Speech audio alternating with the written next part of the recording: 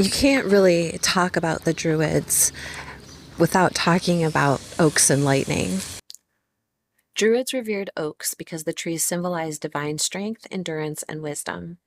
The towering, resilient nature of the oaks made them literal and spiritual center of Celtic religious life. In fact, the ancient word for oak is the root of the term Druid itself. Druid traditions used oak groves as sacred temples. The trees were thought to act as portals, bridging the deep earth below to the divine heavens above. The word Druid comes from the keeper of the oak, Druer. And we already discussed in previous videos how they understood the solar currents, the telluric currents, and the lunar currents. Well, then you'd expect that they'd understand lightning. Oak trees are struck by lightning more frequently than any other tree species. While ancient cultures viewed this as a supernatural phenomenon, modern science shows that it's completely driven by unique physical, biological, and structural attributes of the oak. And you can't really talk about magic and symbolism and philosophy without incorporating natural forces. So nowadays, we use modern electricity. See the power lines?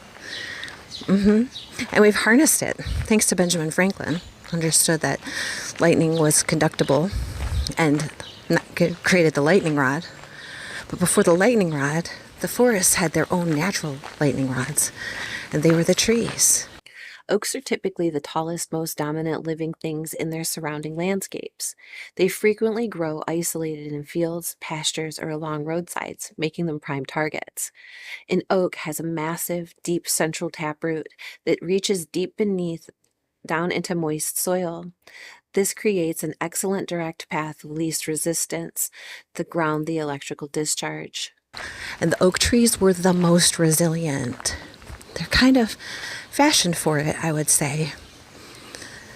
So when the lightning would hit these trees, there might be damage, but the part that was damaged could segregate itself off from the rest of the tree, and the life of the tree could go on. The inner bark, cambium, of an oak features large, hollow, water-filled cells.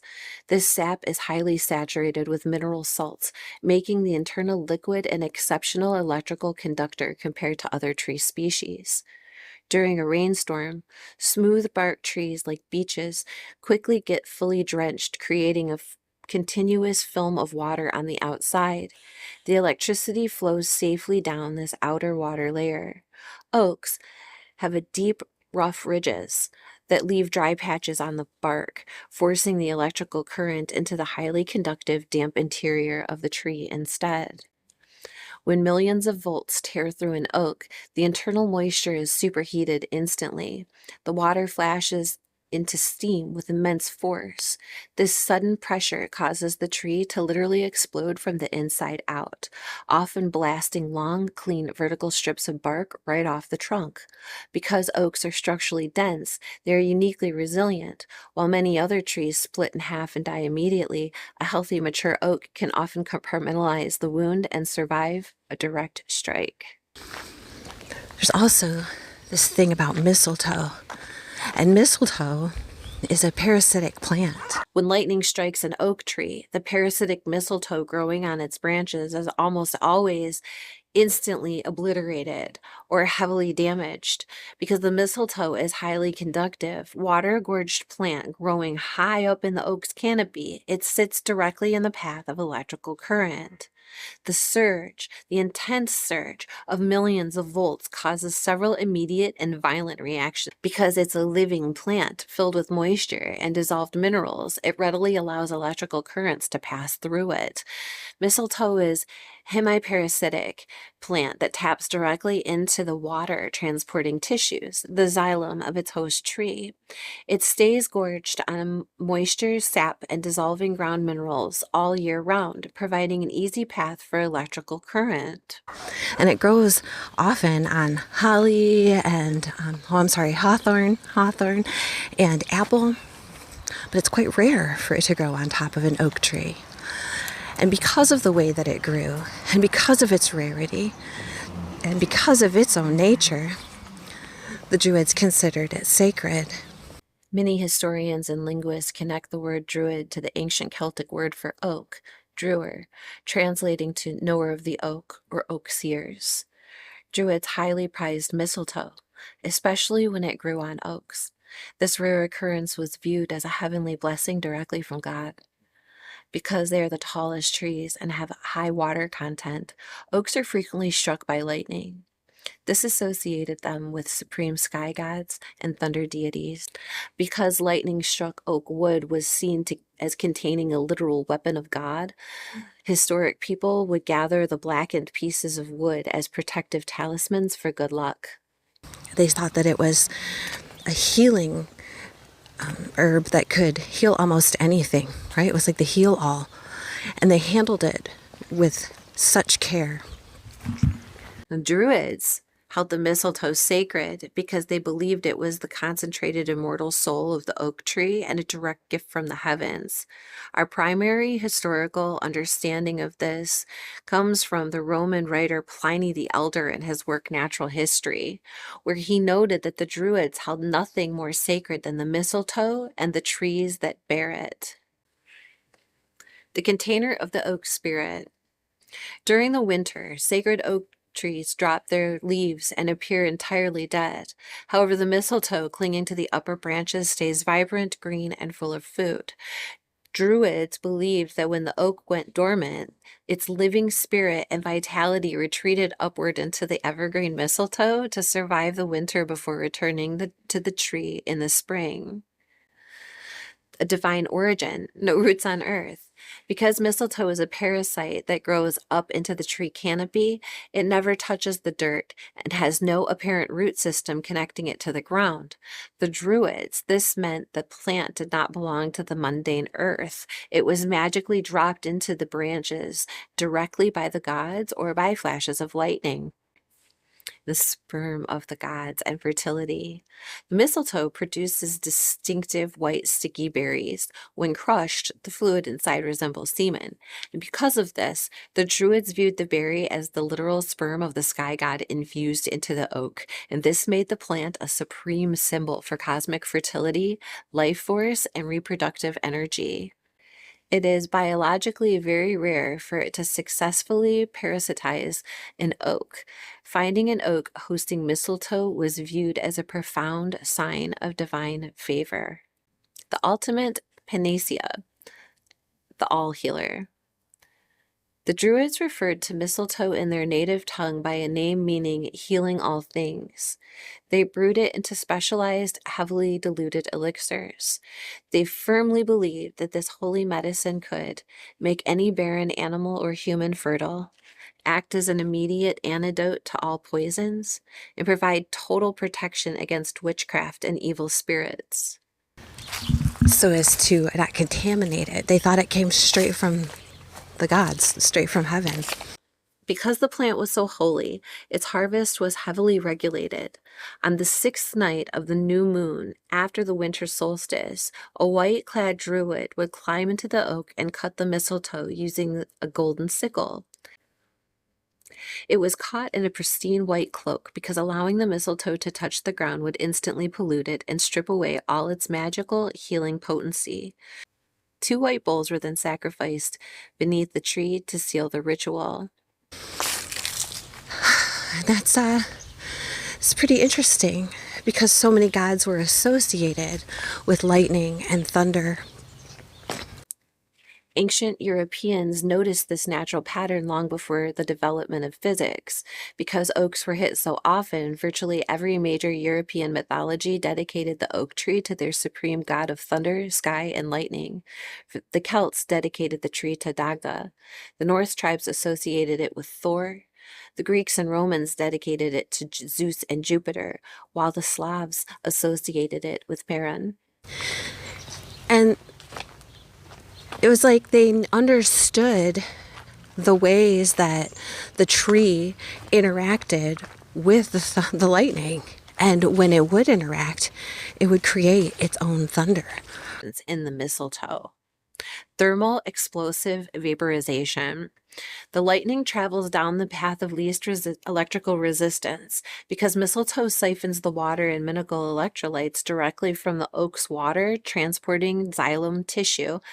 The plant is incredibly hydrated.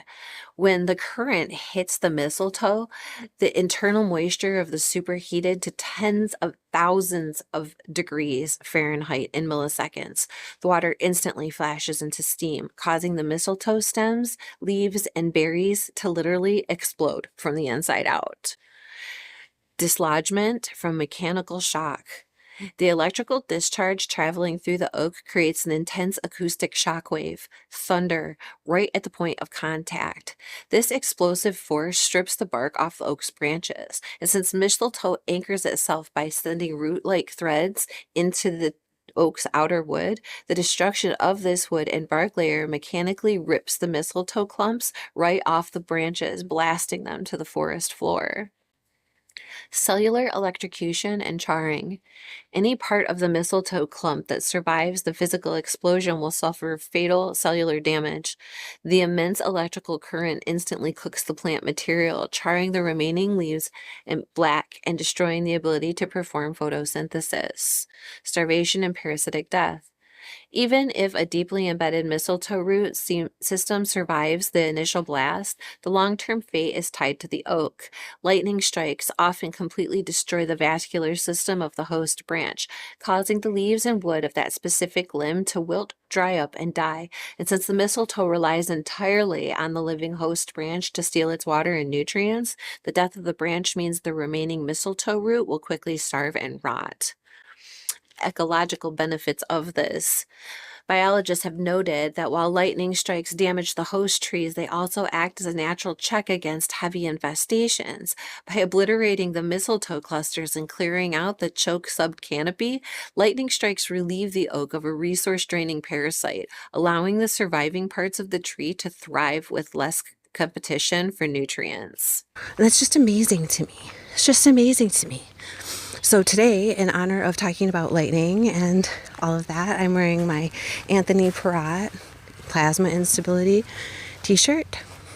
And this plasma instability was recorded worldwide on petroglyphs. And I've written about it quite a bit in my book Light Range. But that's relevant today because in that research and in that book, we discussed how tall points create an anode to collect the charged particles. And the particles on the top of the anode and in the air around it can become so charged that they glow. That's glow mode plasma. Trees, any tree with a pointed tip can emit glow mode plasma under the proper atmospheric conditions, as can grass and other things with that shape. It has been recorded all around the world that prehistoric people observed and appreciated the things that happened between the ground nature and the sky nature. So it wasn't just the Druids, and it wasn't that humans didn't understand that these forces existed. They definitely understood that these forces existed. Guys, we gotta take a second and look at these sweet peas. Look at all those sweet peas. Oh, I love it here in the summer. So there's different types of plasma discharge. There's glow mode plasma, and then there's spark. And lightning is a type of spark discharge, plasma discharge coming from the atmosphere. Sometimes it's coming from the ground to the atmosphere. We've seen ground-based lightning. And the Druids were very observant of this, and they realized that the oak trees were perfect conductors. They were lightning rods. And that they continued to live even after they'd been struck. And when they got struck with mistletoe, the mistletoe would like combust, and it would be this huge atmospheric pressure that was happening between the thunder coming out of the oak tree and the combustion of the mistletoe. And they held this in reverence and awe, and they knew that it was magic, and they knew that it was powerful. And that is why they go to the oak groves. Oak groves have been found all around the world in places with heavy lightning activity. Lightning strikes are scattered natural occurrences rather than tied to one single forest. Certain famous regions combine hyperdense oak populations with extreme thunderstorm activity. This crossover makes specific oak groves world-renowned for surviving and showing the scars of lightning strikes. The American Deep South sits directly in one of the most lightning-prone regions on Earth. The massive, sprawling southern live oak populates this landscape. The New Orleans City Park groves feature the world's oldest registered groves of live oaks, including the famous 500-year-old McDonough oak and the Amesman oak. Because they stand as massive, wide canopy giants in flat coastal territories, these ancient groves absorb more lightning strikes from tropical storms. In Orlando's Big Tree Park in Lakeland, Central Florida is the lightning capital of the U.S. Grotesque and beautiful live oaks live here. Like the famous Big Tree outside Orlando has survived at least 3 direct lightning strikes and multiple hurricanes over its 400-year lifespan. The Lower County oak savannas in South Carolina and Georgia have Angel Oak Grove. The world's famous Angel Oak is estimated to be 400 to 500 years old. It stands at the center of historic maritime forest grove.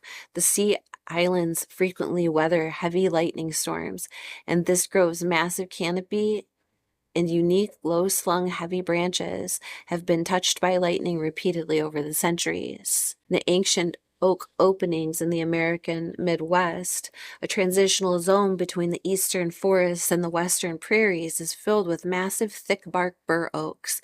Because they often grow isolated in savanna conditions, they act as regional lightning rods. At the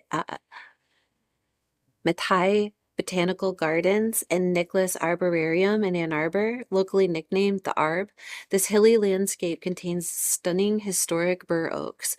The park made headlines when its prominent, majestic bur oak in the Great Lakes Gardens suffered a massive, dramatic top-to-bottom lightning strike that carved a giant spiral gash down its trunk. Historic oak forests from the United Kingdom. While the UK gets less intense electrical activity than the American South,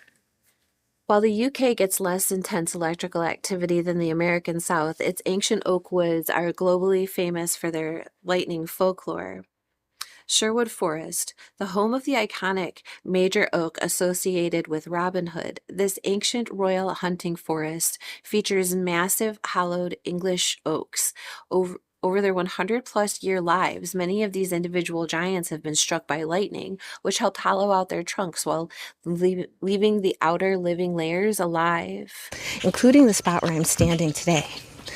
Before my town was the town that it is, it was a giant old-growth oak forest, right? Human beings have been occupying this land here where I'm at in southeastern Michigan for thousands of years. And this particular spot was a Native American town of trading, a village, a place where they got together and with other tribes and clans from around the area and traded and traveled and buried their dead. And it was a huge old growth oak forest. And that's why I take you over to Grandfather Tree, the Grandfather Oak over here, because he is the steward of the spirit of this land, even though he's on someone's residential property nowadays. And he's probably quite young. He's probably holding that truth for his ancestors. And so I go there to honor him and appreciate him. And there's also another oak that I'd like to mention in honor, Major Oak in Nottinghamshire, the Sherwood Forest Old Oak of Robin Hood. It was 1,200 years old, and after 1,200 years of repeated human exposure, it finally has rested. It didn't green up this year. And even though it didn't green up itself, it still provides a home to all of the wildlife around it. And it will continue to do that for years and years and years to come. So even in death, they are still helping to foster life. And I just think that is absolutely amazing about them. So I hope that we have established that understanding and connection that the Druids had with not just the oak trees, but with lightning and thunder itself, because it's going to be very imperative for our next lesson on the journey, for our next point on the journey. So far we've covered that they had mathematical equations, a means of counting, a number system, and a means of calculating, right? The Om and the Four Veda. We have come to the understanding that they knew the solar, lunar, and telluric current cycles and how they interacted with one another and how these cycles interacted with us. Okay? And now we're understanding that the oaks were more than just a tree, and that the spirit of the oak is deeply, intrinsically tied to the spirit of lightning and thunder. And here comes the train. I hope that this has been helpful for you. I hope that you guys have enjoyed what you've learned, and I really appreciate you being here and hope that you come back and visit us again next time. All right? Bye.